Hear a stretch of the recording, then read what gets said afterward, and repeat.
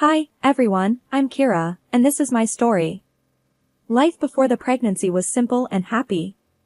Jack and I would spend evenings talking about our days, he'd share stories about his corporate challenges, and I'd tell him about the school kids' antics. But when I broke the news of the pregnancy, things took a turn I never anticipated. One evening, as Jack walked in, I was setting the table, battling waves of nausea but determined to keep things normal. "Hey, Jack, how was work today?" I asked, trying to sound cheerful. He barely looked up from his phone. "Same old, Kira. Deadlines and demands. What's for dinner?" I felt a pang of disappointment at his disinterest but brushed it aside. "I made your favorite, spaghetti. But, I need to tell you something important." Jack finally looked up, his brow raised. "What's up? You look pale. Don't tell me you're sick, we can't afford a doctor's bill right now." The concern in his voice was overshadowed by the hint of irritation. I hesitated but knew I couldn't keep it in any longer.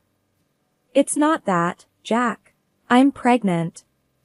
For a moment, there was silence. The air felt heavy.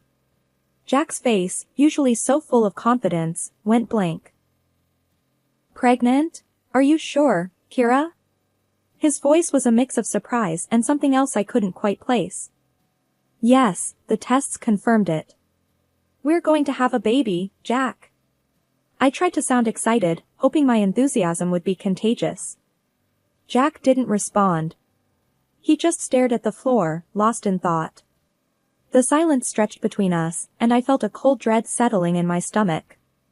This wasn't the reaction I'd hoped for. Finally, he looked up, his eyes hard.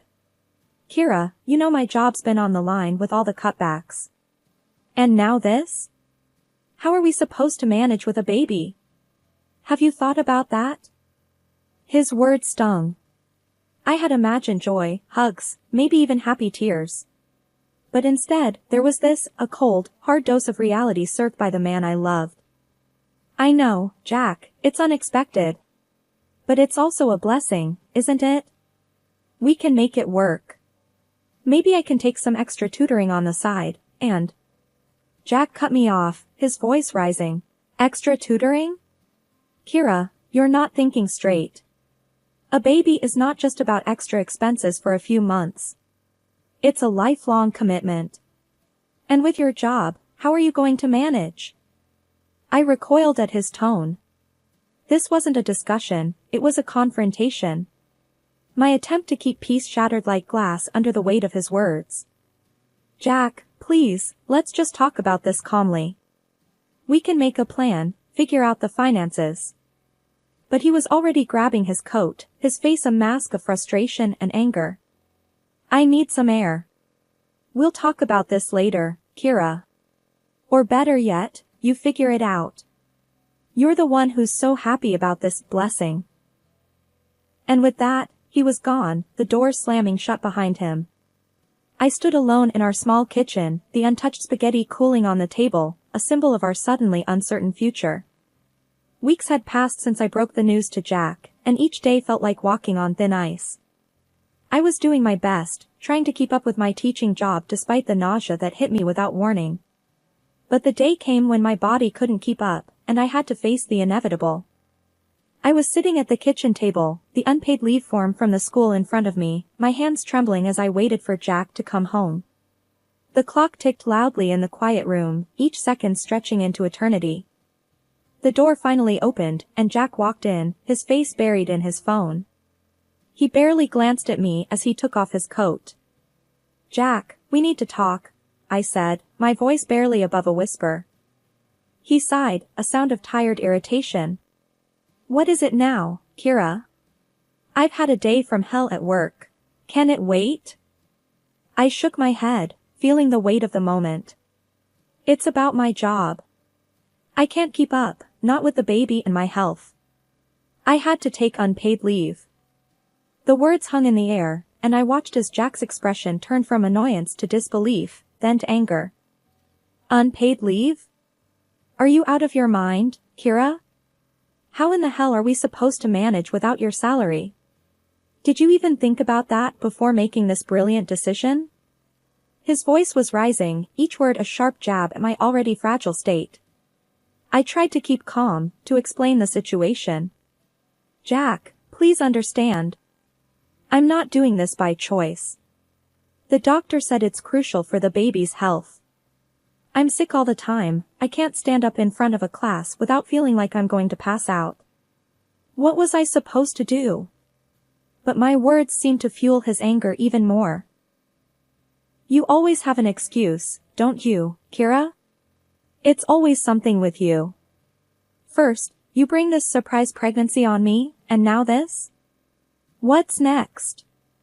Are you going to tell me you can't even take care of the baby once it's here? His words stung like venom, and I felt tears pricking my eyes. This wasn't the Jack I knew, the man I had married. Jack, please, you're not being fair. I'm doing the best I can. It's not like I'm sitting around, enjoying this. Do you think I like being sick, feeling weak all the time? This is hard for me too, you know. There was a moment of silence as Jack paced the room, his hands clenched into fists, his breathing heavy. You know what, Kira? I'm done. I'm done dealing with this day in, day out. You figure out how to manage your situation, but don't expect me to stand around and watch our lives go down the drain because you can't handle it. I've got my own problems to deal with.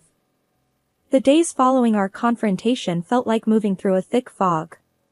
Jack's presence in the house became like a shadow, barely speaking, his face a mask of cold indifference. I missed the sound of his laughter, the warmth of his touch, but all that seemed like a distant memory now, buried under the weight of our current reality. I was sprawled on the couch, a hand on my belly, trying to find some comfort in the little life growing inside me, when Jack walked in from work. His steps were heavy, the slamming of the door louder than usual. Jack, you're home early, I said, attempting to break the ice that had formed between us. He grunted in response, tossing his keys on the table with a clatter. Yeah, well, not like there's anything better to do. Can't exactly go out with the guys knowing I've got a whole circus to deal with at home. His words were like daggers, and I felt my heart sink. Jack, I don't know what to say anymore. I'm trying here, really trying. But it's like nothing I do is right in your eyes. He let out a dry laugh, void of any humor. Right? Kira, let's not kid ourselves. You lying around all day while I bust my ass at work, that's not trying. That's you taking a vacation at my expense. I couldn't believe what I was hearing. This wasn't the man I married. Vacation? You think this is a vacation for me? Being sick all the time, feeling like I'm a burden to you? This is a nightmare, Jack. I wish you could understand. Jack poured himself a drink, his back turned to me. Understand? Oh, I understand all right. I understand that I'm supposed to be the provider, the protector. But what's the point when the person you're supposed to be protecting doesn't even try to help herself? I tried to sit up, fighting the dizziness that came with the movement. Help myself? How, Jack? Tell me, because I'd love to know. I'm carrying our child, dealing with this sickness every day. What more do you want from me? He downed his drink in one go, the glass hitting the table with a thud. I want a partner, Kira. Someone who stands by me, not someone who adds to the load. But you wouldn't understand that, would you? It's always about you and your problems. Tears blurred my vision, the words choking in my throat. Jack, I'm your wife. Your partner. But it feels like I'm nothing to you now. I'm scared, Jack. Scared of what's happening to us, scared of facing this alone. For a moment, there was silence, the kind that screams louder than words. Then Jack stood up, his figure looming over me. Scared? You're not the only one, Kira. But unlike you, I don't have the luxury of breaking down. I've got to keep it together, for both of us. Because if I don't, who will? The day we had the appointment with Dr. Harris felt like walking into a storm. I knew how important it was for Jack to understand what I was going through, but his reluctance hung in the air, heavy and foreboding. As we sat in Dr. Harris's office, the doctor's gaze was kind but serious. I've asked you both here because it's crucial to understand the reality of Kira's condition. Nausea during pregnancy can be debilitating, and it's not uncommon for it to last throughout the pregnancy. Jack shifted uncomfortably in his chair, a skeptical smile on his face. Come on, Doc. Are you telling me this nausea thing is real? I mean, people go to work sick all the time. Kira's just taking it easy, right? Dr. Harris's expression didn't change. Jack, this isn't about taking it easy. Pregnancy can significantly impact a woman's body. It's not something one can simply shrug off. Kira's not pretending. This is a serious medical condition that requires support and understanding, especially from her partner. I could feel Jack's impatience growing, his disbelief a tangible force in the room. Seriously, Doc? So, what, I'm supposed to believe that she can't do a thing because of a little morning sickness? I work hard every day. It's not like I can just call in sick whenever I feel like it. Dr. Harris leaned forward, his voice firm. Jack, this isn't a little morning sickness. This is a condition that is affecting Kira's health and well-being. It's not a matter of toughness or endurance. It's a medical reality, and belittling it won't change the facts. I watched as Jack's smirk faded, replaced by a stubborn set to his jaw. He stood up abruptly, his chair scraping against the floor. This is ridiculous. I don't have time for this. Kira, you're a grown woman. Stop acting like you're the only one who's ever been pregnant. Dr. Harris tried to interject, but Jack was already at the door. I'm sorry, Doc, but I'm not buying it. She's just avoiding work and chores, and now you're telling me to pamper her? That's not happening. And with that, Jack walked out, leaving a heavy silence in his wake. Dr. Harris looked at me, his eyes filled with concern. Kira, I'm sorry. But please know, you're not alone in this. We'll find a way to manage your symptoms and get you the support you need. I nodded, the lump in my throat making it hard to speak. The doctor's office, once a place of reassurance, now felt like the eye of the storm, with the hardest part still to come. The day of the corporate party loomed over us like a dark cloud. I felt a knot in my stomach, knowing that being around so many people, with their perfumes and the food, would be a challenge with my condition. But Jack was insistent. Kira, you have to pull yourself together for this. It's important for my job, for our future, Jack said as he adjusted his tie in front of the mirror. I was sitting on the bed, feeling weak and anxious. Jack, I really don't think I can handle it. The nausea, the smells, it's too much. Can't you go alone this time? Jack turned to me, his expression hard and unyielding. No, Kira. I won't go alone. You need to get over this nonsense and come with me. Everyone's bringing their spouses. What will they think if I show up without you? I tried to reason with him, my voice shaky. It's not nonsense, Jack. You know how bad it's been. I can't control when it hits. What if I get sick at the party? I don't want to embarrass you in front of your colleagues. He let out a harsh laugh, devoid of any real amusement. Embarrass me? Kira, you're already doing that by not going. You think people don't talk? They see you barely leave the house, hear about you not working. Now you want to add to the gossip by making me go to this party alone. The accusation stung, and I felt tears welling up in my eyes. That's not fair, Jack. I'm struggling every day. This isn't about gossip, it's about my health, our baby's health. Jack's face softened for a moment, but the hardness quickly returned. Your health?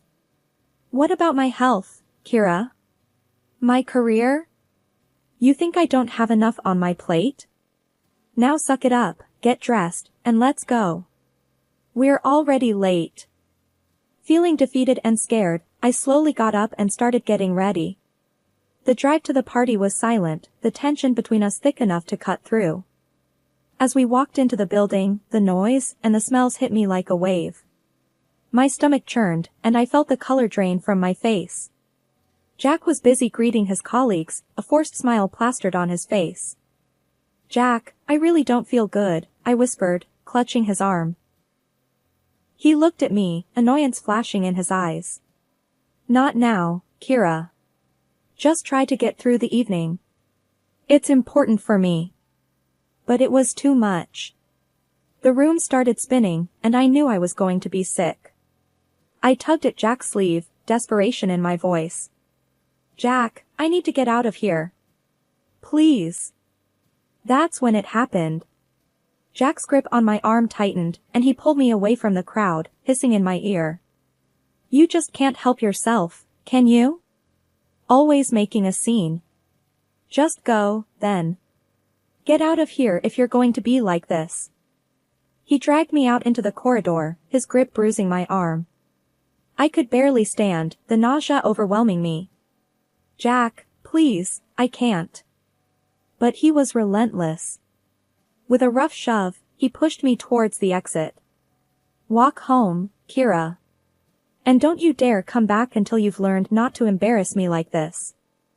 Leaning against the cool wall of the hallway, I struggled to catch my breath, the taste of humiliation and nausea bitter in my mouth. The bright lights of the party seemed a world away, and in that moment, I felt utterly alone. But then, the sound of approaching footsteps broke through my daze. "Ma'am, are you all right?" The voice was deep, tinged with genuine concern. I looked up to see an elderly man standing before me, his eyes searching my face for an answer. I tried to muster a response, my words tangled with sobs. I'm not okay. My husband, he just doesn't understand." The man's expression turned stern, yet his voice remained gentle. "What's your husband's name, if you don't mind me asking?"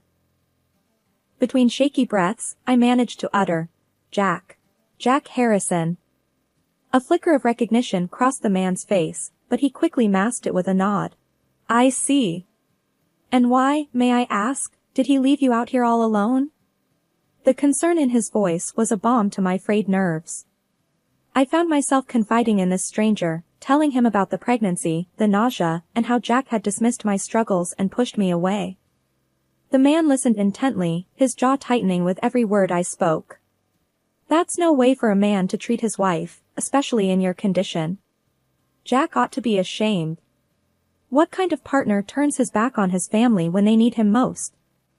His words, spoken with such conviction, stirred something within me, a flicker of hope, a sense of validation I hadn't felt in a long time. I don't know what to do anymore. I feel so lost," I admitted, the weight of my situation pressing down on me. The man placed a gentle hand on my shoulder, his gaze steady and reassuring. "You're not alone. Not anymore. Come, let's find you a place to sit down and get some water. You need to take care of yourself, for your sake and your baby's." As we walked to a quieter area, I couldn't help but feel a surge of gratitude for this kind stranger's kindness. We found a secluded table, and he brought over a glass of water, urging me to take small sips. The man then took a seat across from me, his demeanor shifting from compassionate to resolute. "I'm going to have a word with Jack. It's high time someone set him straight. No one should treat their partner the way he's treated you tonight." Before I could protest, the man was on his feet, his figure exuding an authority that made me realize he was someone of significance. But more than that, he was someone who saw my pain and chose to stand by me when I felt most vulnerable. It wasn't long before the calm was shattered by a commotion coming from the main hall. Curiosity got the better of me, and I edged closer to see what was happening. There, in the center of the room, stood the elderly man, now commanding the attention of everyone. Beside him was Jack, looking like he wished the ground would swallow him whole. I could barely hear over the murmur of the crowd, but the stern voice of the older man cut through the noise. "Ladies and gentlemen, I stand before you not just as the director of this company but as someone who believes in the core values we all hold dear. It has come to my attention that one of our own has grossly failed to uphold these values in his personal life. The room fell silent, every eye locked on the scene unfolding. Jack's face had turned an ashen color, his usual confidence nowhere to be seen. The director continued, his gaze unwavering. Jack Harrison, you have not only let down this company but also the very family you vowed to protect and respect. Mocking your pregnant wife, leaving her in distress, is behavior that I cannot, and will not, tolerate under any circumstances. I could feel the eyes in the room shifting between Jack and the director, whispers and murmurs filling the space with a mixture of shock and disbelief. Jack finally found his voice, though it was nothing more than a weak stammer. Sir, you don't understand. Kira, she's just overreacting. She's making it all up. It's not like it sounds. The director's eyes narrowed, his disappointment clear. Overreacting? Jack, you were seen manhandling your wife, dismissing her health concerns, and leaving her alone and unwell. Is that the kind of man you are? Is that the example you set? Jack seemed to shrink with every word, his usual bravado fading into nothingness. The crowd was watching, some with open disapproval, others with whispered conversations behind their hands. Sir, please, I didn't mean for it to. I was just stressed, that's all. Jack pleaded, his voice barely audible. The director shook his head, his decision made. Stress is no excuse for your behavior, Jack. Effective immediately, you are relieved of your duties at this company. I will not have someone who exhibits such disregard for their family representing us in any capacity. The finality in the director's voice left no room for argument. Jack stood there, defeated and alone, as the director turned his attention to the crowd. Let this be a reminder to all of us. Our actions, both in our professional and personal lives, reflect on who we are. Let's strive to be better, to support and respect those around us. As the director stepped down, the room erupted into a low buzz of conversations. Jack made a hasty exit, his fall from grace complete. The days following the party felt surreal, like I was living in a dream, or perhaps finally waking up from a nightmare. The silence in the house was no longer suffocating, it was peaceful, a space for me to breathe and gather my thoughts. Sitting at the kitchen table with a cup of tea, I watched the early morning sun paint the room with a gentle light. It was then that the doorbell rang, a sound that once would have sent a jolt of anxiety through me. But not today. Today, I felt a strange sense of calm. I opened the door to find Jack's director standing there, his face somber yet kind. Kira, may I come in? I nodded, stepping aside to let him in. Of course, please. As we sat at the table, the director folded his hands, his gaze meeting mine. I wanted to check on you, after everything that happened. And to talk about what comes next. I took a deep breath, the weight of his words settling in my heart. Thank you. It's been a lot to process. But I feel like it's time to move forward, to make some changes. The director nodded, a look of understanding in his eyes. That's a good mindset to have. And you won't be alone in this. The company has a support system for situations like these. We can offer counseling, legal advice if you need it, and financial support, especially with the baby on the way. The kindness in his offer brought tears to my eyes. I don't know what to say. Thank you. This means so much to me. He offered a gentle smile. It's the least we can do. No one should go through what you've been through alone. And as for Jack, he's been given the resources to seek help too. It's up to him to decide what to do with them. I nodded, a sense of closure washing over me. Jack's path was his to choose, but mine was clear now. It was time to rebuild, to create a new life for myself and my baby. The director stood, placing a business card on the table. If you need anything at all, you call this number. We're here for you, Kira. After he left, I looked around the quiet house, the walls echoing with the promise of a new beginning. I picked up the business card, running my fingers over the embossed letters. It was more than just a piece of paper, it was a lifeline, a symbol of hope. I took a sip of my tea, the warmth spreading through me. With the support of people who cared and the strength I had found within myself, I knew I could create a brighter future, a new dawn not just for me, but for the little life growing inside me.